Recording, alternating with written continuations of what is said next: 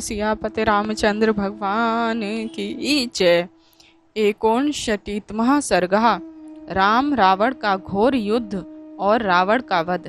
तम दृष्टवा मेघ संकाश मपांततम रथम रिपो विस्फारयन् वे वेगेन बल चंद्रनतम धनु उवाच मातलिम रामः प्रत्युद्ध गच्छ रथम रिपो।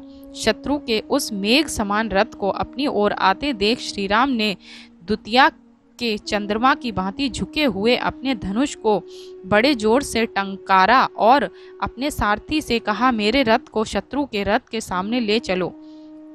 प्रत्यादिष्टः सा रामस्य तेन वाक्येन मातलिः प्रचोदयामास रथम सुरसारथित सत्तमः। राम का आदेश पाकर देवताओं के सारथियों में श्रेष्ठ मातली ने अपना रथ हाँका। ततः प्रवृत्तम शुक्रूरम राम रावण योस्तता सुमहत द्वरथम युद्ध सर्वलोक भयावहम। जब दोनों के रथ आमने सामने पहुंच गए तब उन दोनों महारथियों अर्थात राम और रावण का समस्त प्राणियों को भयभीत करने वाला क्रूर महायुद्ध प्रारंभ हुआ। ततो राक्षस सैन्यम चा हरिणाम चा महद बलम प्रगृहीत प्रहरणम निचेष्टम समतिष्ठत।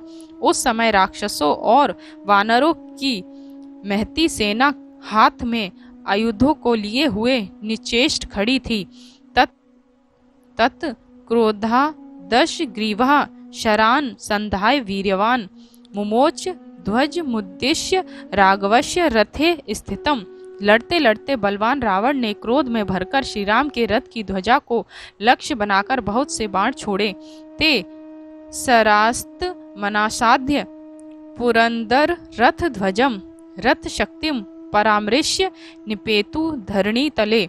वे बाण इंद्र के अद्भुत शक्ति वाले रथ का कुछ भी नहीं बिगाड़ सके और निष्फल होकर पृथ्वी पर गिर पड़े। ततो रामो भी संक्रुद्ध शाप्यायम्य वीर्यवान रावण ध्वज मुद्देश्य मुमोच निशितम शरम महाशर्प मिवासहम ज्वलंतम स्वेन तेजसा जगाम सा मही छित्वा 10 ग्रीव ध्वजम शरहा। तब श्री राम ने भी क्रुद्ध होकर अपने धनुष पर एक बाण का संधान किया और रावण के रथ की ध्वजा को लक्ष्य बना एक पैना बाण छोड़ा। वह महाविषधर सर्प के समान असह्य और अपनी दमक से चमकने वाला बाण रावण के रथ की ध्वजा को काटकर पृथ्वी में जा घुसा। ध्वज स्योन्मथनम दृष्टवा रावणः सुमहाबलः संप्रदीप्तो अभवत् क्रोधादम मर्षात् प्रदह्निव। अपने रथ की ध्वजा को कटा हुआ देख महापराक्रमी रावण क्रोध और असहनशीलता से अग्नि की भांति भड़क उठा। सा रोष वश मापन्न सर्वर्ष महाध्वनम रामस्य तुर्गान दीप्ते शरे व्यव्यार्थ रावणः। फिर क्रोध के वशीभूत हो रावण भीषण सर्ववृष्टि करने लगा और अपने चमचमाते बाणों से उसने श्री राम के रथ में जुते हुए घोड़ों को घायल किया। वियच्छमानम तम दृष्टवा तत्परम रावणम रणे प्रसन्न निव काकुतस्था संधते शाय काशितान सा मुमोच ततो बाणान रावणस्य हयान प्रति। युद्ध में प्रवृत्त हो रावण को ऐसी तत्परता दिखलाते हुए देख श्री राम ने भी हंसते हंसते बड़े पैने बाण धनुष पर रखे और रावण के घोड़ों के ऊपर छोड़ दिए। रावणस्य हयान रामो यान रामस्य रावणः जग्रतुस्तो तथा अन्योन्यम कृतानुकृत कारिणो। इस प्रकार रावण के घोड़ों को श्री राम और राम के घोड़ों को रावण घायल करके एक दूसरे से बदला ले रहे थे। एव तु संस्क्रुधो चक्रतु युद्ध मदभूतम मुहूर्तम भव तुधिम तुमुलम रोम हर्षणम। इस प्रकार उन दोनों महाक्रुद्ध योद्धाओं का वह युद्ध बड़ा ही अद्भुत था। एक मुहूर्त भर तो ऐसा युद्ध हुआ कि देखने वालों के रोंगटे खड़े हो गए।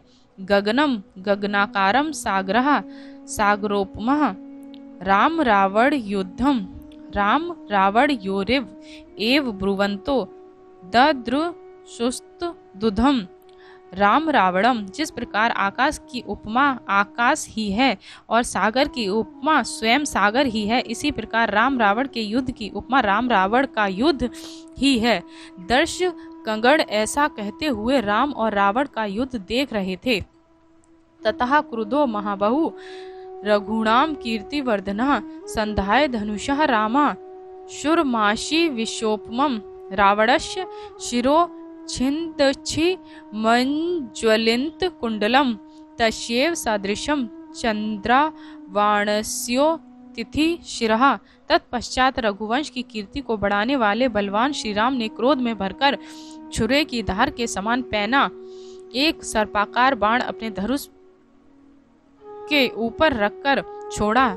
उस सिर के कटते ही ठीक उसी प्रकार का दूसरा सिर रावण के कंधों पर निकल आया।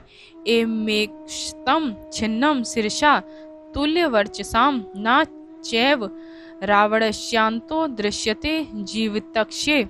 श्री राम ने एक ही आकार प्रकार के रावण के 100 सिर काट डाले, किंतु फिर भी ना तो रावण के सिरों का अंत ही हुआ और ना वह मरा ही। अथम संस्मार्यामास राघवम मातिलस्तता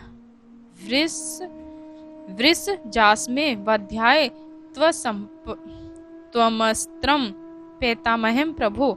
अब इंद्र के सारथी मातली ने श्री राम को स्मरण कराते हुए कहा, राजन आप इसके वध के लिए ब्रह्मास्त्र का प्रयोग कीजिए। ततः संस्मारितो रामस्तेन वाक्येन मातले जग्रह शंशरम दीप्तम निश्वांत मिवोरगम। जब मातली ने श्री राम को ब्रह्मास्त्र का ध्यान दिलाया, तब उन्होंने उस प्रदीप्त ब्रह्मास्त्र को निकाला जो फुकारे मारते हुए सर्प की भांति शब्द करता था।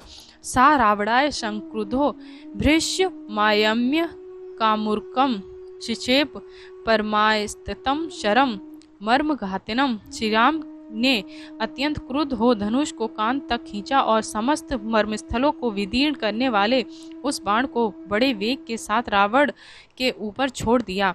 सा विसृष्टो महावेगः शरीरांतकरः शरः विभेद हृदयम तस्य रावणस्य दुरात्मनः।